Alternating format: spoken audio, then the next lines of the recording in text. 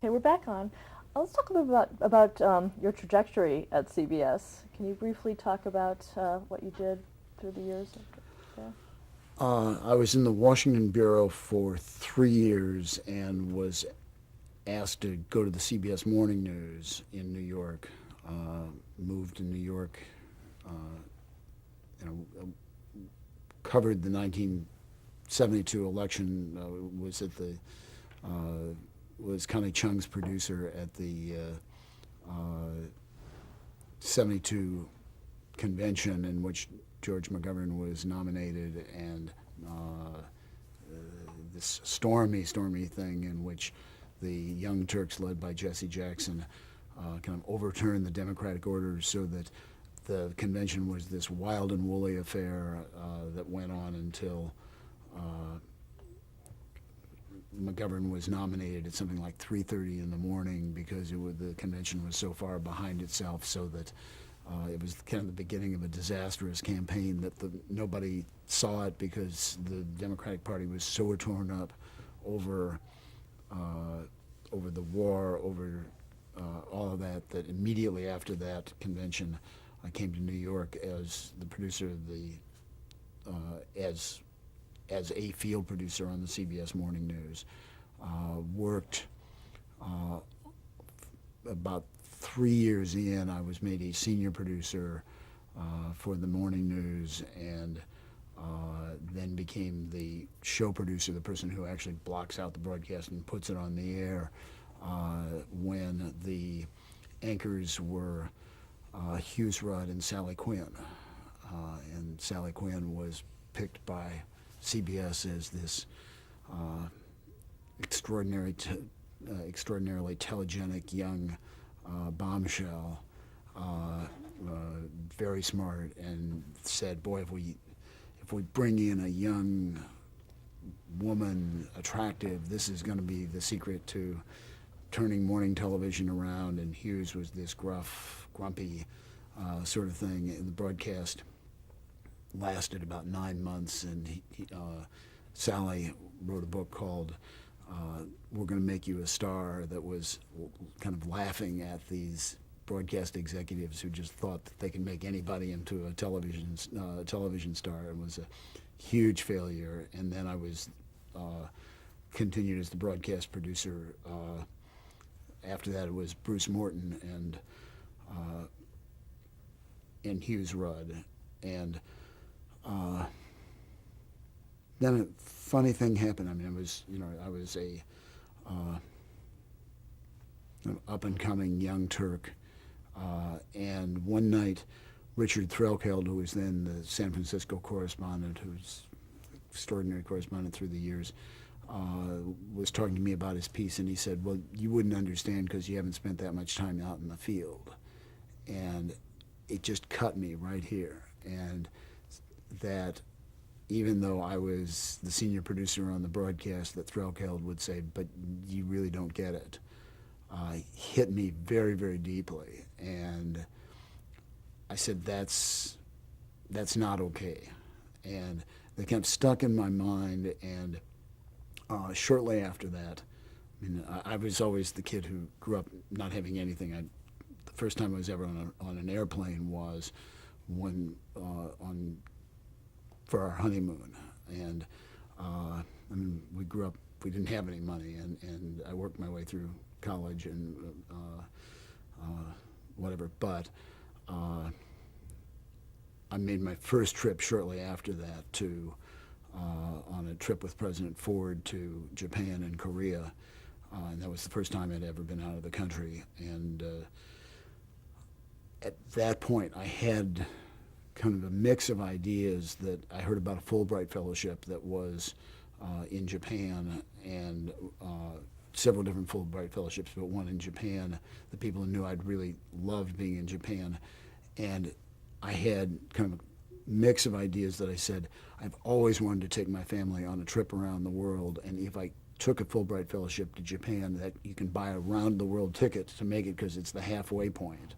But secondly, that's the situation in which I could back away from being the broadcast producer and take a demotion and go back out into the field as an associate producer, which is exactly what I did. We had this fabulous year in Japan, and then traveling 3.5 months around the Southeast Asia and Middle East and Africa with our kids, and coming back to being an associate producer on the Cronkite News, where I got to be out in the field and doing all the stories that I hadn't gotten to do, and spent many hours on airplanes and in hotels and whatever, but got the field experience that Threlkeld said I didn't have.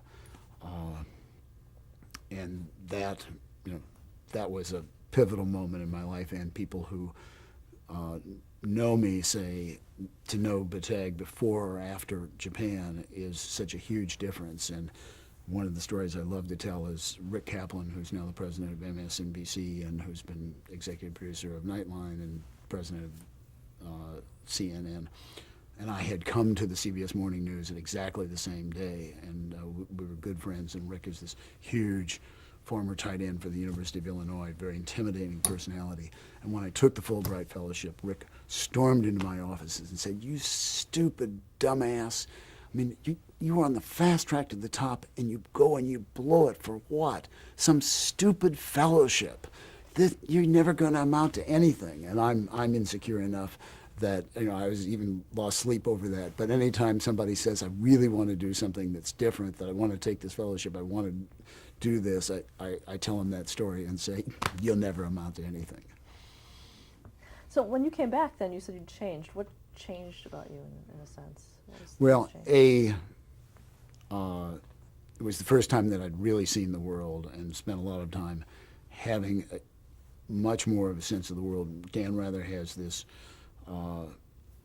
notion of what he calls the journalist's tripod, that you need to spend some time in Washington, you need to spend some time in the heartland, but you also need some time overseas, and that you need those three things to kind of make yourself whole. And there was a sense of, now I've done that, and I get everything in the course of that. And beyond that, it was a year to think. It was a year to kind of cement my relationship with my family, which for journalists is not always something that is achieved. I'd done a lot of shortchanging them, and a year intensely with them meant a great deal. And that if you can bring your personal and professional lives into balance, that's no small thing for a journalist.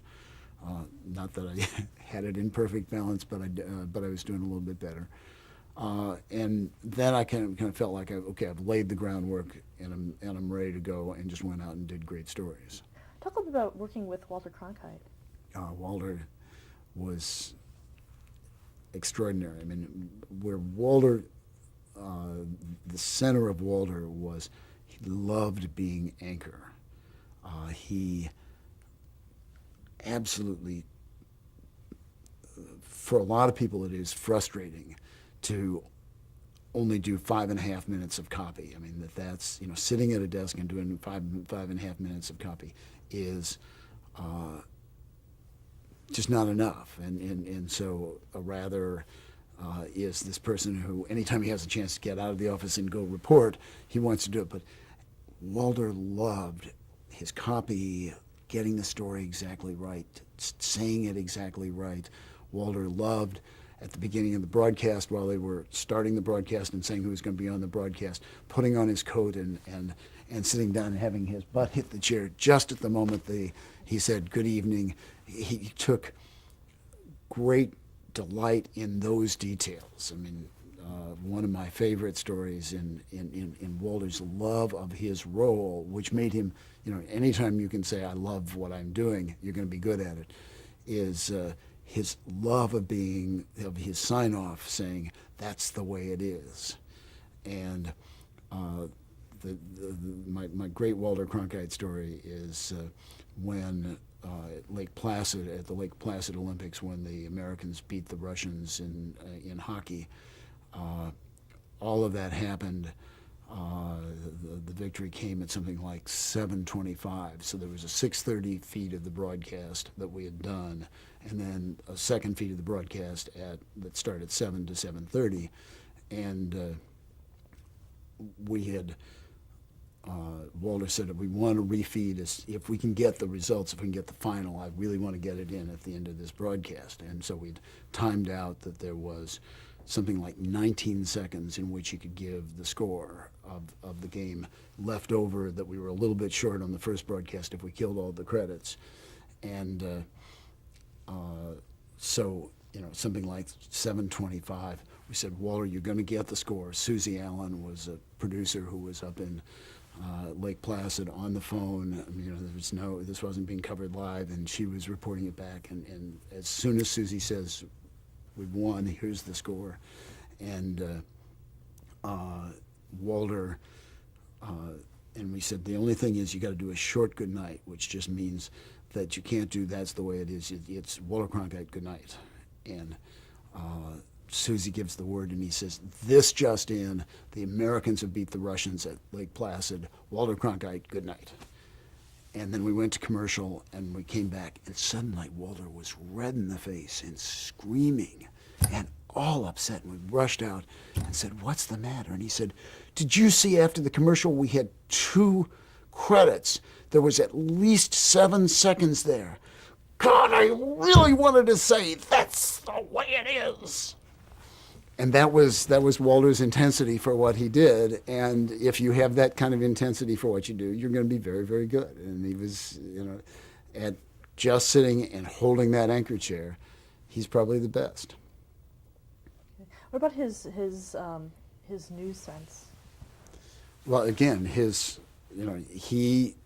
which stories were going to go in. I mean, this is a man who started the whole day just trying to pick out what are the important stories in the course of that, and loved that balance and whatever. I mean, meticulous attention to detail, and his passion went to a bunch of great people who were around him. His editor, Lee Townsend, a bunch of great writers who were that just kind of clustered and hovered around that, and it was really a group of people who that 23 minutes worth of material,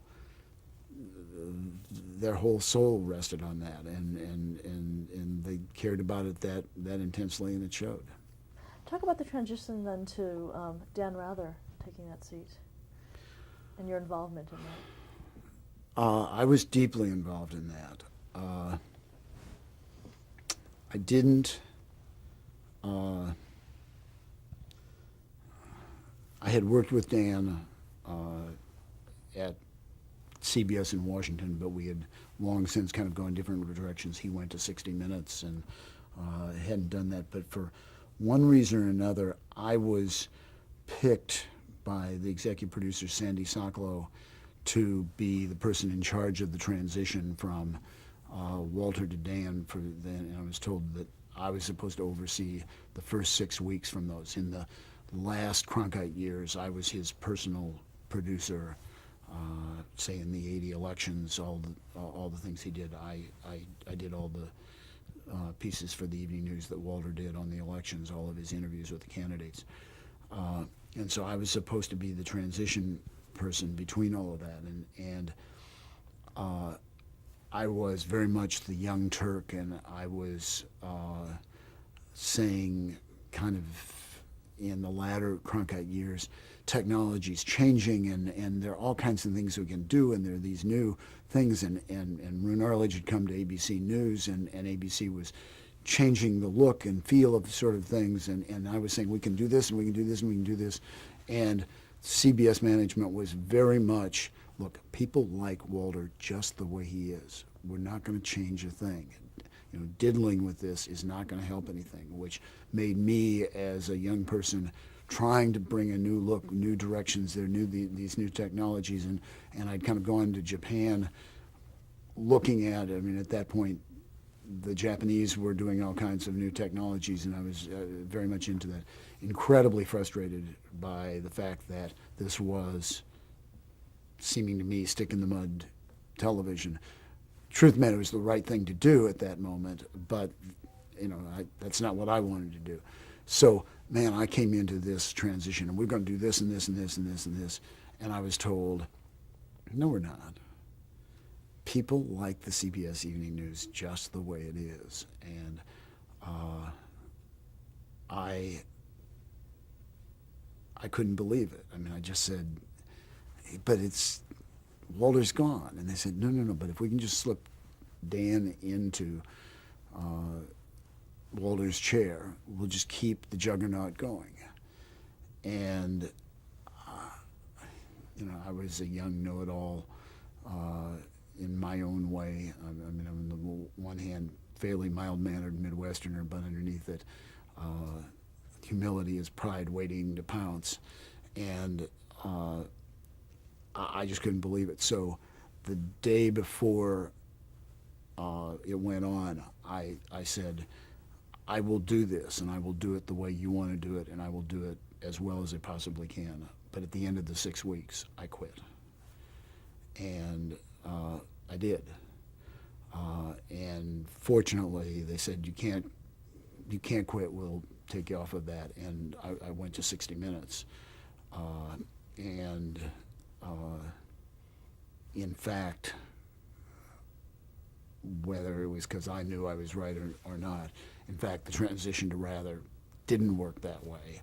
And it was a very, very rocky period because Dan trying to sit in Walter's seat just didn't work. He was very uncomfortable, and and it didn't work in any way. So I worked a year at 60 Minutes with primarily Morley Safer, and then Howard Stringer was brought in as the executive producer of the evening news, and Howard asked me to come and at that point change the broadcast quite radically. Howard had been the executive producer of CBS Reports, and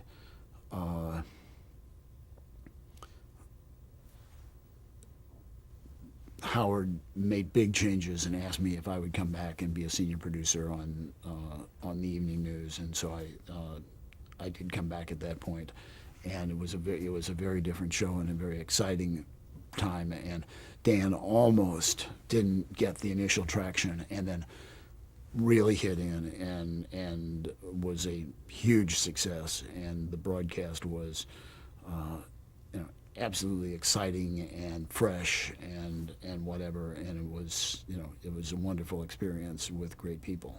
What made it fresh? What was done?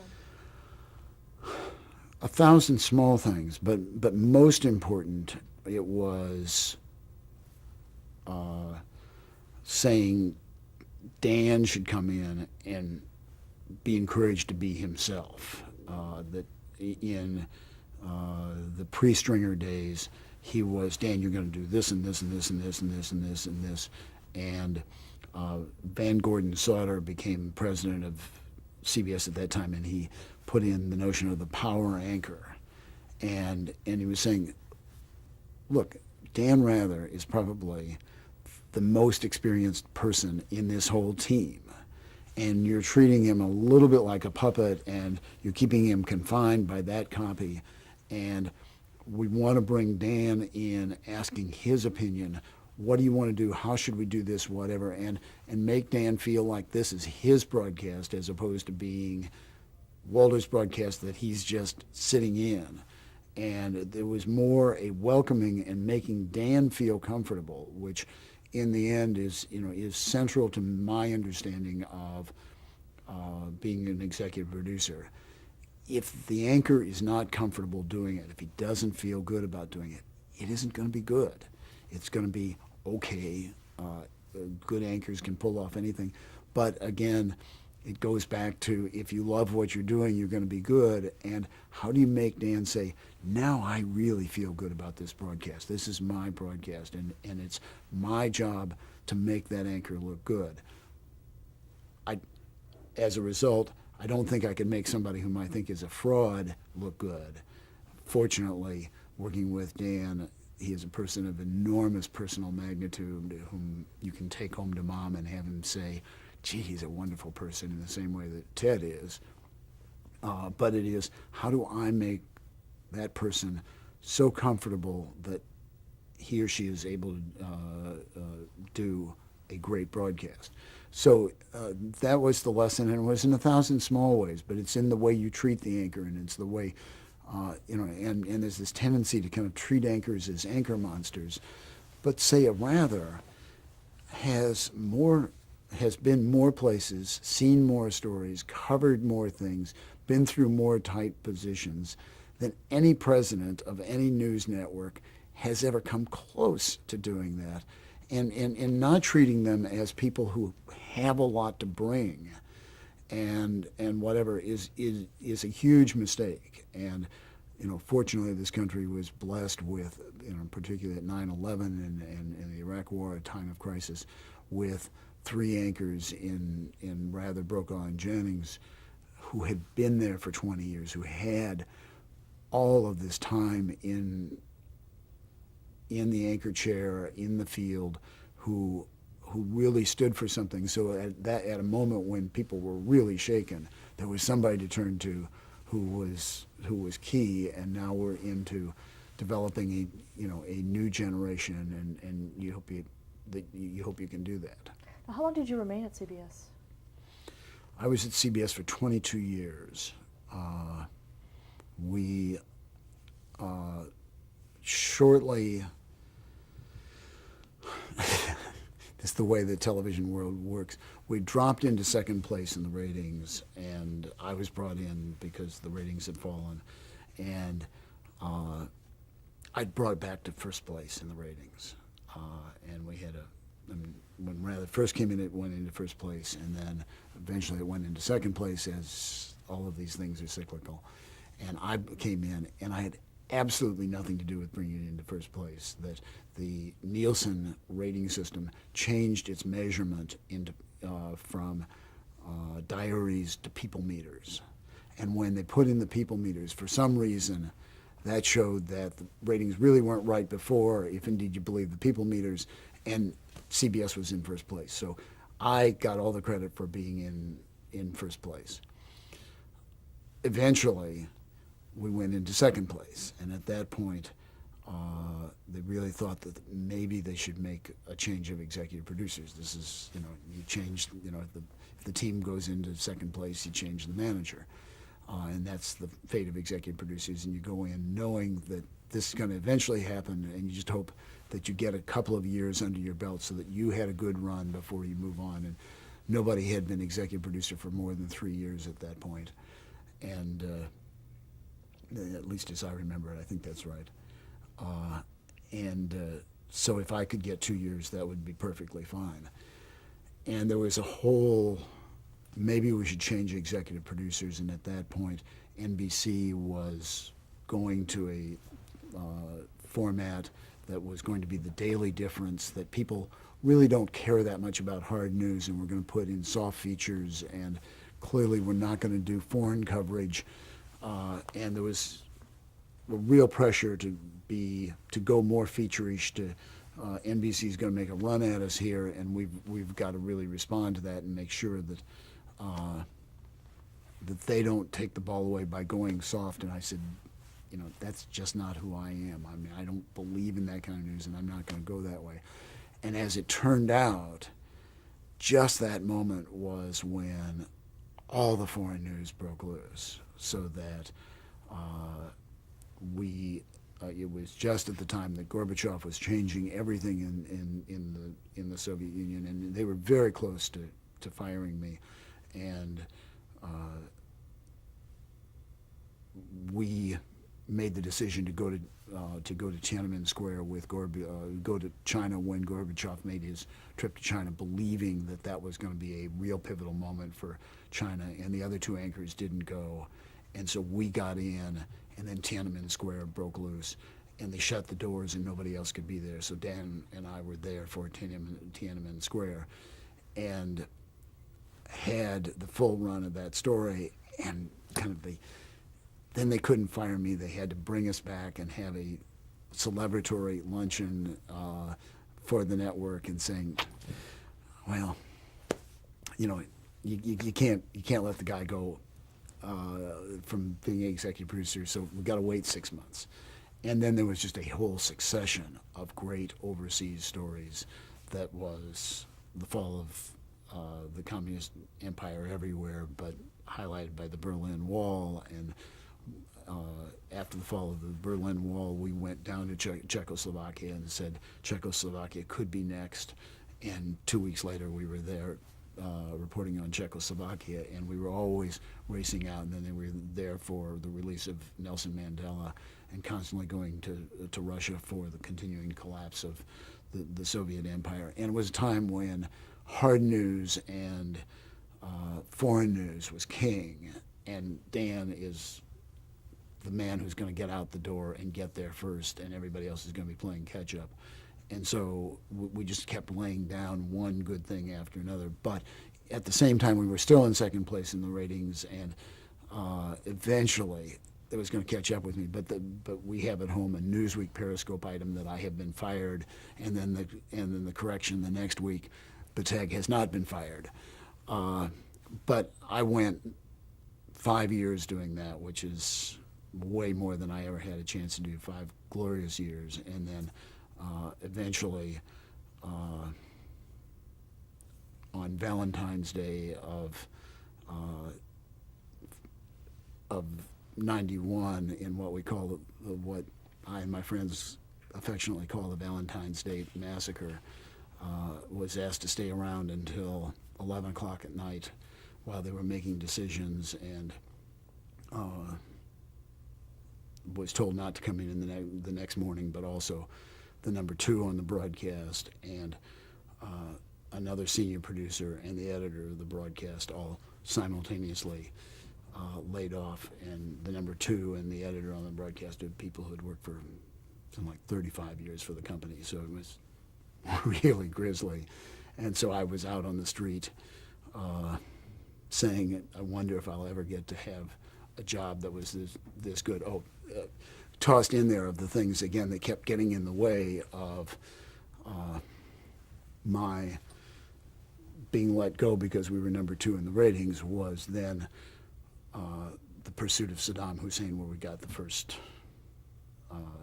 interview with Saddam Hussein, which was a huge competition, and again, something that got in the way of being able to say these guys can't cut it. Were you there for that? Did you go to Iraq? Yeah, no, well, great story.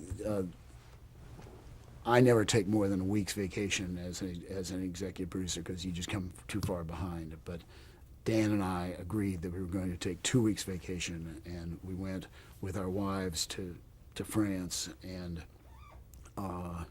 to a small town in southeastern France. And Dan's a big trout fisherman, and this is near the Alps, and with people who could take us fishing. And on the first day of that vacation, as this guy's picking us up to go trout fishing, he said, did you hear about Kuwait? And we said, Kuwait? He said, Kuwait's been invaded. We raced in and got on the telephone, and Saddam had invaded Kuwait. So we said to our wives, stay here, we're going to go off, we got to cover this story, and we'll be back on the weekend. But we got to be there. And immediately we were halfway there, and we're able to get into the Middle East right away, and get there first, and started doing broadcasts on that. And the nice part of it is that Ted Koppel at that point decided Nightline needs to land the first interview with Saddam Hussein, and so we were jockeying, going from various places, and sometimes we'd be ahead of them, they'd be ahead of us. They got into Iraq first, and when Dan and I got to the American Embassy, there was a lineup for a broadcast left in the embassy, in the room where we were working, for a broadcast with an interview with Saddam Hussein. I said, damn, Koppel got him. Stop there to change the tape.